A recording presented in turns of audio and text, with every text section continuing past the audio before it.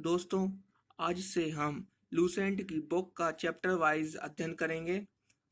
और जिनके पास Lucent book नहीं है तो कोई टेंशन ना लें, आप अपनी नोटबुक निकालें और जो जो मैं इम्पोर्टेंट फैक्ट आपको बताऊं वो आप नोट करें और उसका रिवीजन करें।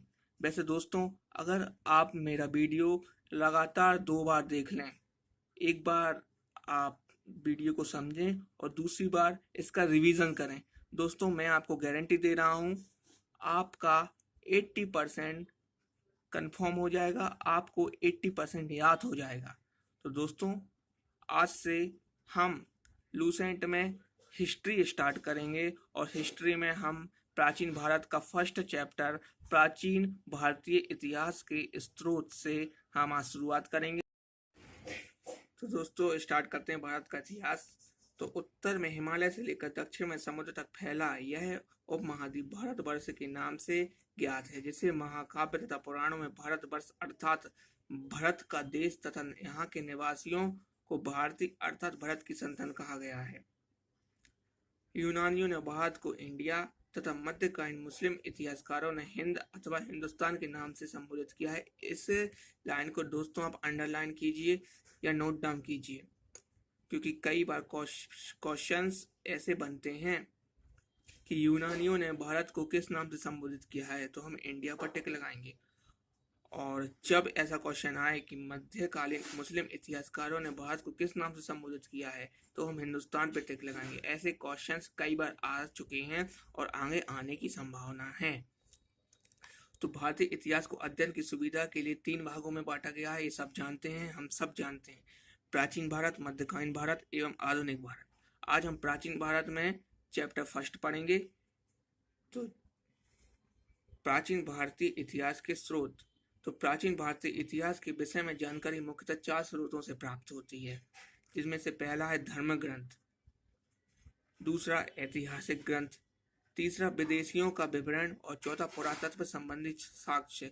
तो इन 4 प्रमुख स्रोतों से हमें प्राचीन भारतीय इतिहास के विषय में जानकारी प्राप्त होती है। तो आगे बढ़ते हैं। धर्म ग्रंथ एवं ऐतिहासिक ग्रंथ से मिलने वाली महत्वपूर्ण जानकारी। तो भारत का सर्व प्राचीन धर्म ग्रंथ वेद है। दोस्तों, कई बार एग्जाम में ये क्वेश्चन आ चुका है कि वेदों की संख्या कितनी है या सबसे प्राचीन धर्म ग्रंथ कौन सा है। तो सबसे प्राचीन धर्म ग्रंथ वेद है। तो वेद के संकलन करता महर्षि कृष्ण द्वैपायन वेद व्यास को माना जाता है। वेद 4 हैं दोस्तों, 4 वेद हैं, ये सब जानते हैं, लेकिन उनके जब नाम पूछे जाते हैं तो हमें एक फ्लो में याद करना चाहिए नाम, ताकि हमें पता चले कि पहला वेद कौन सा है और अंतिम वेद कौन सा है। तो हम वेदों को एक फ्लो में याद करेंगे, जैसे ऋग्वेद, ऋग्वेद के बाद यजुर्वेद, यजुर्वेद के बाद सामवेद और सामवेद के बाद अथर्ववेद। यदि कोई क्वेश्चन पूछे कि सबसे पहला ग्रंथ कौन सा है, तो हम बोलेंगे ऋग्वेद और सबसे बाद का ग्रंथ है अथर्ववेद। चलिए दोस्तों, आगे बढ़ते हैं, ऋग्वेद के बारे में जानकारी लेते हैं। तो रचनाओं के क्रमबद्ध ज्ञान के संग्रह को ऋग्वेद कहा जाता है। ऋग्वेद में 10 मंडल हैं, 1028 सूक्त हैं, वार्खल्य पाठ के 11 सूक्त सहित एवं 10,462 रचनाएं। कई बार पेपर में ऐसे क्वेश्चन बन जाते हैं कि ऋग्वेद में कितने मंडल हैं, कितनी सूक्तियां हैं और कितनी रचनाएं हैं। तो आपको ये फैक्ट याद रखने हैं। ऋग्वेद की रचनाओं को पढ़ने वाले ऋषि को होत्र कहते हैं। जो ऋग्वेद की रचना को पढ़ते हैं उन ऋषियों को होत्र कहा जाता है। इस वेद से आर्य की राजनीतिक प्रणाली एवं इतिहास के बारे में जानकारी मिलती है। ठीक है दोस्तों, विश्वामित्र द्वारा रचित ऋग्वेद के 3रे मंडल में सूर्य देवता सावित्री को समर्पित प्रसिद्ध गायत्री मंत्र है। कई बार क्वेश्चन बनता है कि गायत्री मंत्र ऋग्वेद के किस मंडल में है, तो गायत्री मंत्र ऋग्वेद के 3रे मंडल में है और 9वें मंडल में देवता सोम का उल्लेख है। इसके 8वें मंडल की हस्तलिखित रचनाओं को खिल कहा जाता है। दोस्तों, कई बार एग्जाम में ऐसे क्वेश्चन बनते हैं और लोग उसको गलत करके आ जाते हैं। दोस्तों, ये लाइन वैसे आप पढ़ लें, लेकिन मैं इसको अपने तरीके से समझाता हूँ। ऋग्वेद के 10वें मंडल में 4 वर्णों का उल्लेख है। वो 4 वर्ण कौन कौन से हैं? ब्राह्मण, क्षत्रिय, वैश्य तथा शूद्र। इन चारों वर्णों का उल्लेख ऋग्वेद के 10वें मंडल में है। और ये 4 वर्ण ब्रह्मा के क्रमशः मुख, भुजाओं, जंघाओं और चरणों से उत्पन्न होते हैं। यदि आपसे कोई पूछे कि ब्रह्मा के किस अंग से विकसित हुआ है, तो आप मुख लगाएंगे। तो ब्राह्मण मुख, क्षत्रिय भुजाएं, वैश्य जंघाओं से और शूद्र उसके चरणों से उत्पन्न हुआ है। आगे बढ़ते हैं। धर्म सूत्र 4 प्रमुख जातियों की स्थितियां, व्यवसायों, दायित्वों, कर्तव्यों तथा विशेषाधिकारियों से स्पष्ट विवृत करता है। वामनावतार के 3 पगों के आख्यान का प्राचीनतम स्रोत ऋग्वेद है।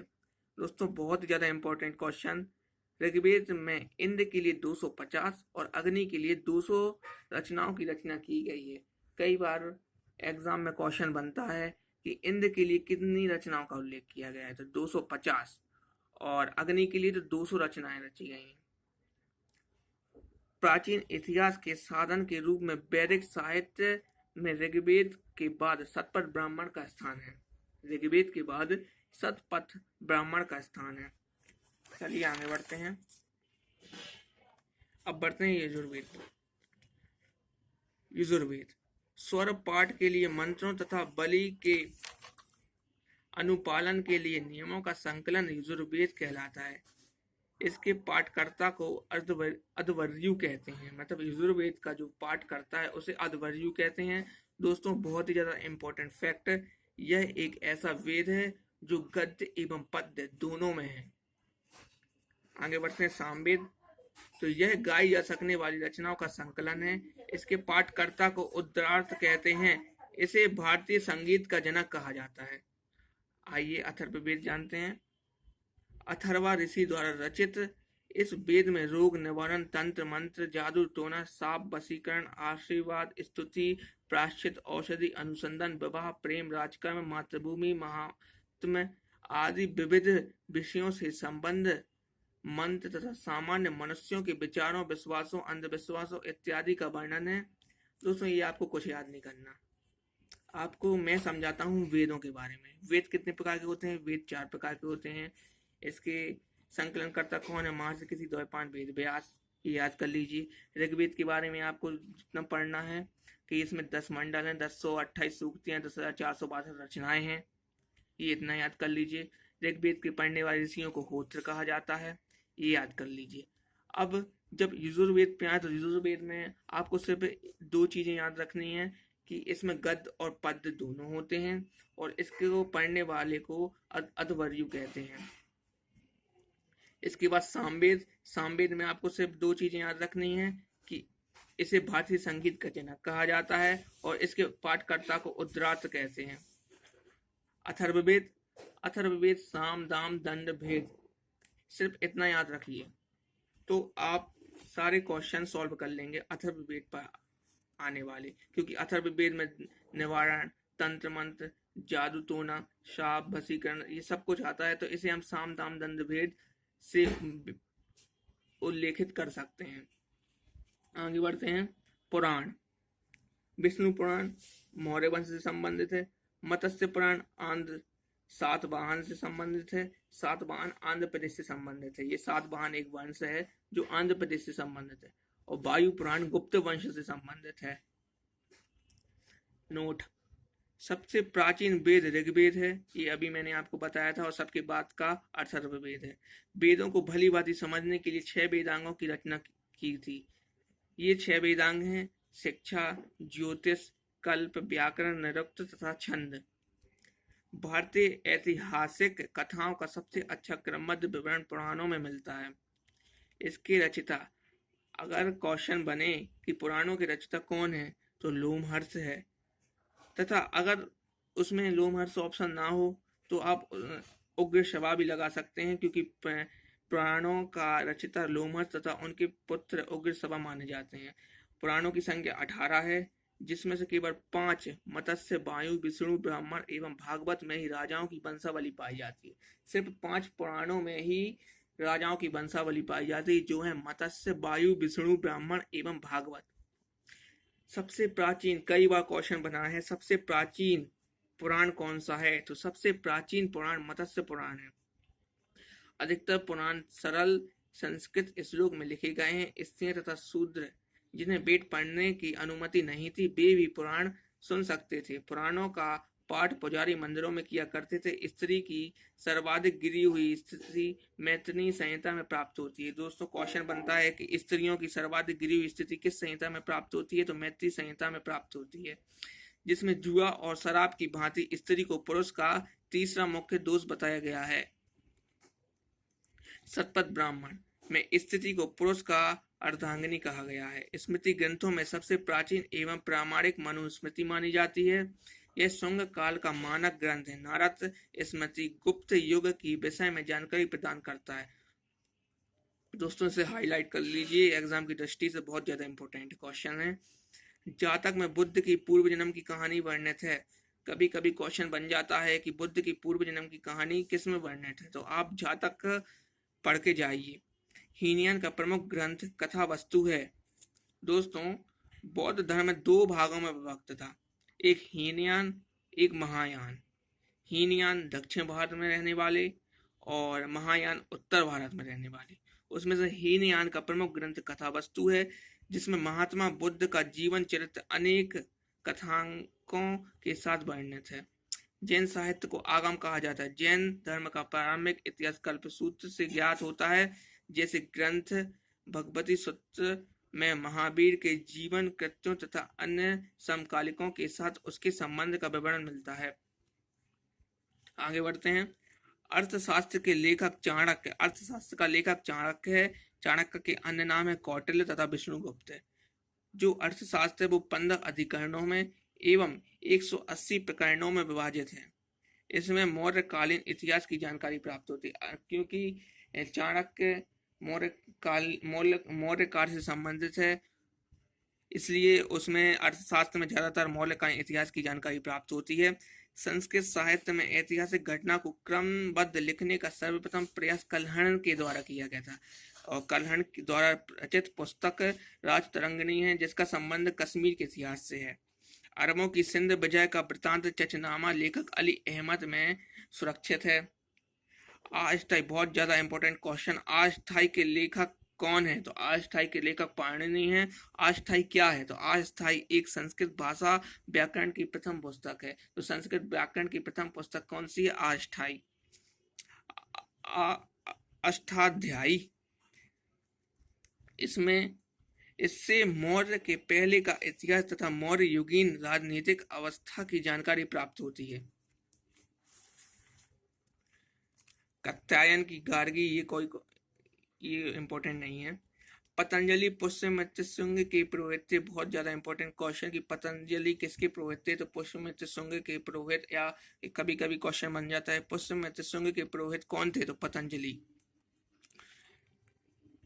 विदेशी यात्रियों से मिलने वाली प्रमुख जानकारी। दोस्तों, ये जो पेज है मैं आपको अभी नहीं पढ़ाऊंगा ना बताऊंगा, क्योंकि जैसे जैसे हम आगे बढ़ते जाएंगे ये नाम आते जाएंगे। मैगस्थनीज, टालमी, डाइमेकस, टेसियस, हेरोडोटस, ये आगे आते जाएंगे। अभी हम ये पढ़ लेंगे तो हमें याद नहीं रहेगा, क्योंकि एक स्टोरी वाइज पढ़ने से ही सब याद रहता है। अगर हम एक स्टोरी से ना पढ़ें तो हमें याद नहीं रहेंगे, एक समय बाद हम भूल जाएंगे। तो एक स्टोरी बना के ही हम पढ़ेंगे। जैसे जैसे आगे ये नाम आते जाएंगे वैसे वैसे हम पढ़ते जाएंगे। इसी के बाद हम पुरातत्व संबंधित साक्ष्य से मिलने वाली जानकारी।